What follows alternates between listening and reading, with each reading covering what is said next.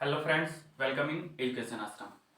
आज की इस वीडियो में रियल नंबर का थर्ड लेक्चर क्या है? Irrational number.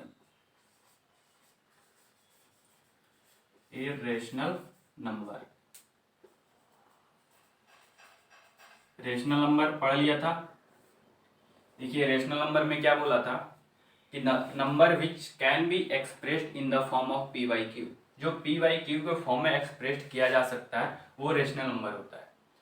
और वहीं यहाँ पे बोलेंगे कि इरेशनल नंबर क्या है, तो the number which can not be expressed in the form of P Y q, यानी the number which can not be expressed in the form of P Y q, which can not be expressed in the form of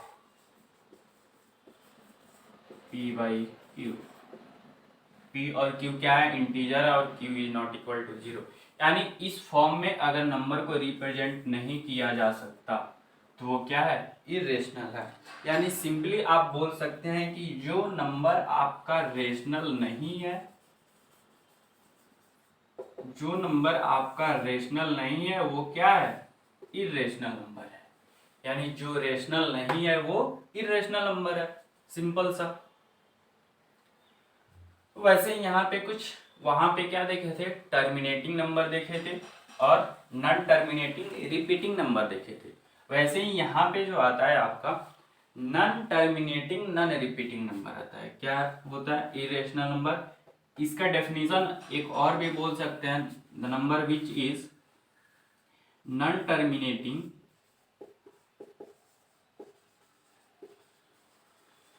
and non repeating, non repeating, non terminating और non repeating number.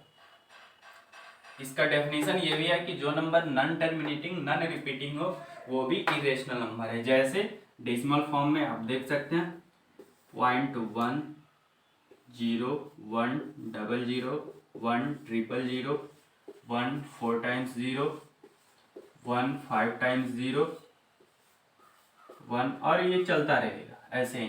तो देखिए यहाँ पे क्या कोई number repeat हो रहा है? कोई नहीं रिपीट हो रहा है। देखिए यहाँ पे क्या था? 10 था, यहाँ पे 100 हो गया, 1000 हो गया, 14 टाइम्स 0 हो गया, 15 टाइम्स 0 हो गया, 16 टाइम्स 0 होगा। यानी ये अलग अलग होते रह रहा है, लेकिन ये टर्मिनेट भी तो नहीं कर रहा है ना, ये आगे बढ़ते जा रहा है। टर्मिनेट करता है तो इसे बोलते हैं टर्मिनेटिंग नंबर, लेकिन ये टर्मिनेट भी नहीं कर रहा है और नॉट रिपीट भी नहीं कर रहा है, आगे बढ़ते जा रहा है। तो ये क्या हो गया? Non terminating non repeating number. और ऐसा ही नंबर को क्या बोलते हैं? इरेशनल नंबर बोलते हैं। इसे इरेशनल नंबर बोलते हैं। सिंपल सा फंडा ये याद रखिए कि जो नंबर आपका रेशनल नहीं है वो क्या है? इरेशनल नंबर है। ठीक है? जो नंबर आपका रेशनल नहीं है वो आपका इरेशनल नंबर है। जैसे √2,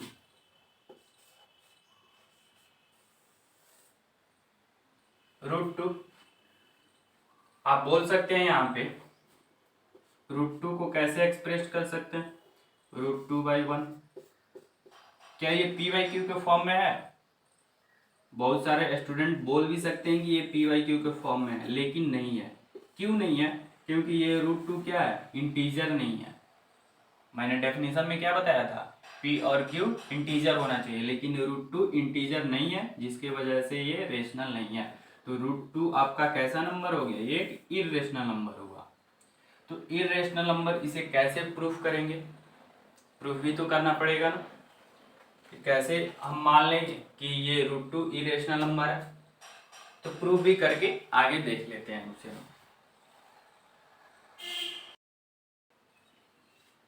ठीक है? क्या है? Proof that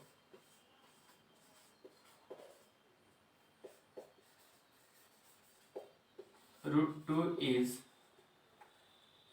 N irrational number.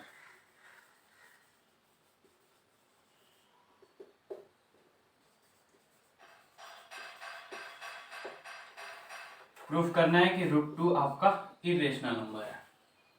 कैसे प्रूफ करेंगे? ठीक है, प्रूफ करने से पहले हम ये देखेंगे क्या पूछ रहा है, इरेशनल नंबर पूछ रहा है।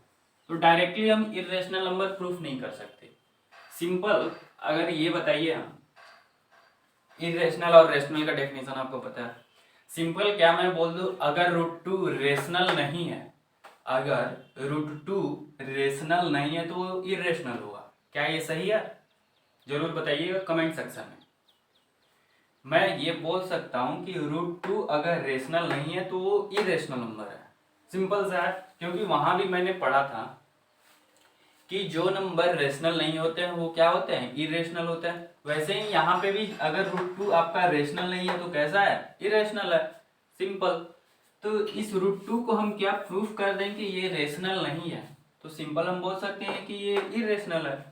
तो चलिए प्रूफ करते हैं। Let √2 be a rational number. इसे मान लिया कि ये रेशनल नंबर है।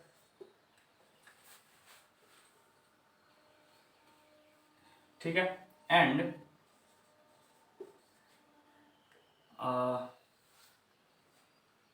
ना लिख के यहाँ पे √2 रेशनल नंबर मान लिया।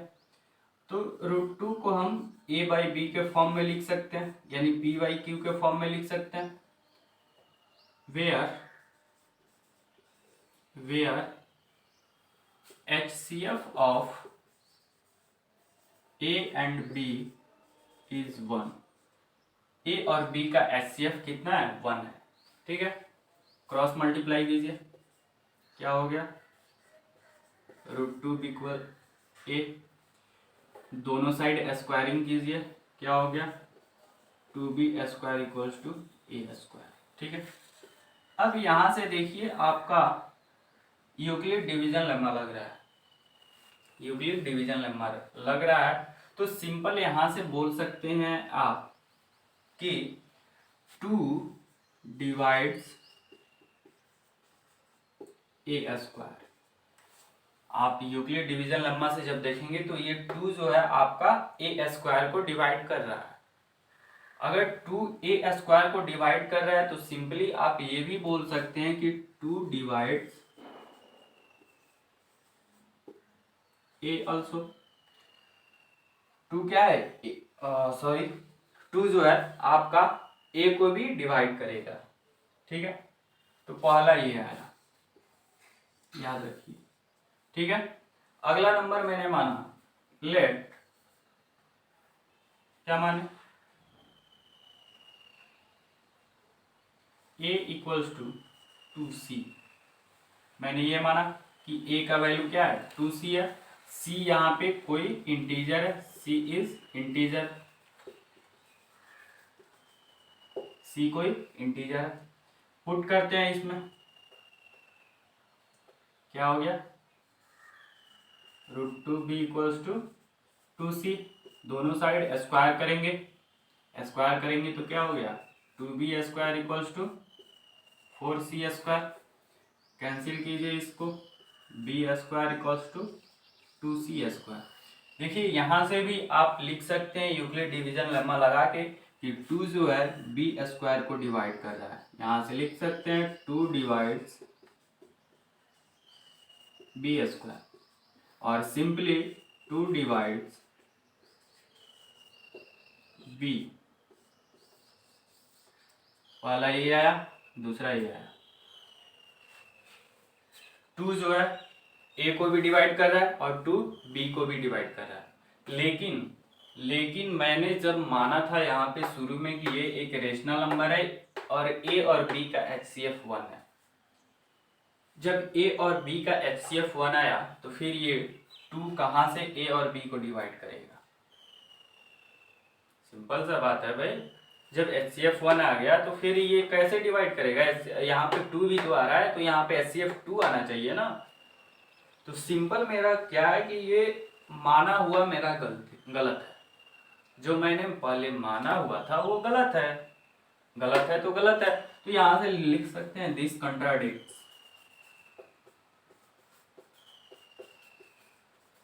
This contradicts root two our assumption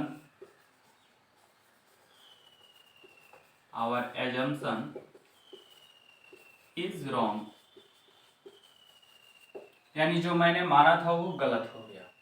ठीक है, अब जब वो गलत हो गया तो क्या हो गया, मैंने क्या माना था, root two be a rational number, तो ये गलत हो गया। तो गलत हो गया तो मैंने क्या लिख सकता हूं, hence root two is an irrational number.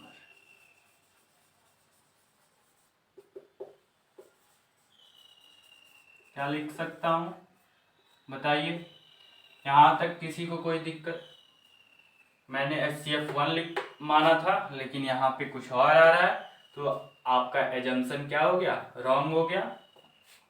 आपका एजम्पशन रॉन्ग हो गया तो मैंने एजम्पशन रेशनल नंबर माना था, तो रूट टू क्या हो गया, इरेशनल नंबर हो गया। प्रूफ हो गया, सिंपल सा, यहीं पे ये प्रूफ हो गया। आगे कुछ इंपॉर्टेंट पॉइंट्स देखेंगे, एक दो पॉइंट्स है उसको देख लेते हैं, फिर आगे बढ़ेंगे। जैसा कि हम लोग रूट टू को प्रूफ करना देखे, वैसे ही हम लोग रूट थ्री भी प्रूफ कर सकते हैं, रूट फाइव भी प्रूफ कर सकते हैं, रूट सेवन भी प्रूफ कर सकते हैं, रूट 11 भी प्रूफ कर सकते हैं। यानी कोई भी अब इरेशनल नंबर आए इस टाइप का तो हम प्रूफ कर सकते हैं, और यही सिलेबस में है अपने, root two, root three, root five, इससे आगे तो शायद है नहीं, तो इसे प्रूफ कर सकते हैं, सिंपल है। अब देखिए, रेशनल और इरेशनल टोटल हम लोगों ने पढ़ लिया, लेकिन यहाँ पे कुछ कंफ्यूजन आता है। क्या आता है, देखिए, एक है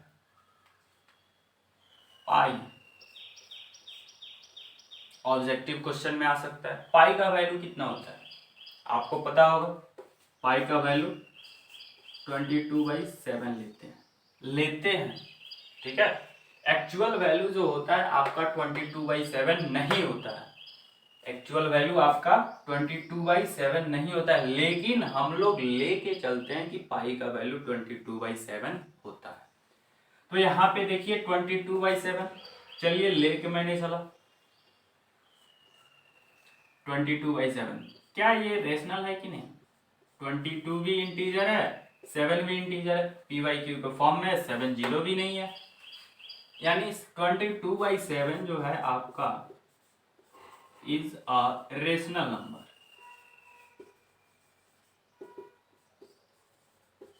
22/7 क्या है, रेशनल नंबर है। लेकिन ये याद रखिएगा, अगर 22/7 रेशनल नंबर है तो आप सिंपली ये नहीं कह सकते कि आपका पाई भी रेशनल नंबर होगा,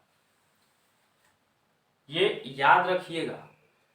फोकस इस पे इसलिए कर रहा हूं कि बच्चे यहाँ पे बहुत सारे भूल करते हैं, गलत करते हैं। यहाँ पे वो सोचते हैं 22/7 अगर रेशनल नंबर है तो ये तो पाई का ही वैल्यू है, तो पाई भी रेशनल नंबर हो। नहीं, ऐसा नहीं है। पाई आपका क्या है, ये pi is an irrational number. Pi आपका क्या है, इरेशनल नंबर है। ठीक है, याद रखिएगा, पाई इरेशनल नंबर है। ठीक है, तो ये चैप्टर आपका टोटल यहीं पे कंप्लीट होता है। इस पे क्वेश्चन कीजिए, मैं भी सोच रहा हूँ कि कुछ क्वेश्चन सीरीज भी लेके आऊँ, क्वेश्चन सॉल्व कराऊँ आपके लिए। तो नेक्स्ट वीडियो में देखेंगे कैसा सिचुएशन रहता है, उसके अकॉर्डिंग करेंगे। Thank you, have a nice day.